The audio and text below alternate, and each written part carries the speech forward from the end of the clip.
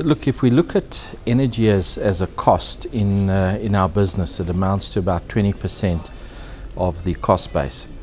It is one aspect that is not quite within our control in terms of managing the costs.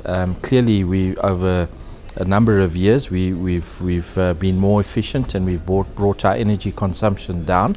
That's well within our control, but we've reached a point where it is very difficult to make improvements in efficiencies on the energy side. If it is 20% of your costs, then you really have a duty to your shareholders to do something that is more than just talking to Eskom or NERSA.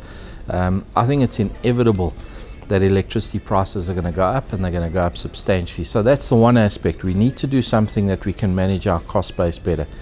The second aspect is the reliability of supply. We've all been affected by load shedding. Late last year, our operations were affected quite severely, and I think you've seen it's ongoing, and it'll probably affect us even more this year. So the reliability of supply is another important factor that we have to consider. And in considering both the cost and the reliability of supply, we've come to the conclusion that we need to be less dependent on a utility like Eskom, especially at this stage of their life. And we had initiated a study into solar power. We have completed that feasibility study, and we're moving into a phase now of permitting, engaging. We have engaged with Eskom, but it's the final sort of phase of engagement.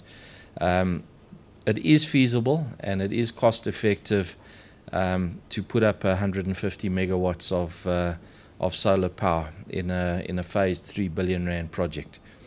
That does not mean that we are necessarily going to take 3 billion and spend it on this. There are various ways of funding these initiatives, and there are organizations and institutions that specialize in infrastructure projects, and there are special institutions that specialize in green energy projects.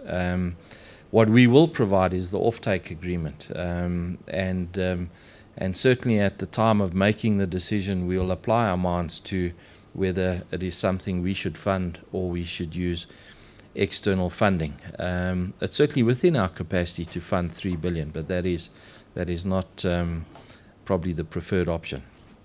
We've identified a large site close to Driefontein, and as I said, we are busy with permitting applications. However, I think it's important to state that 150 megawatts is only about 20% of our current energy consumption, and there's obviously issues with generating solar power at night, and therefore you have to look to other options regarding energy.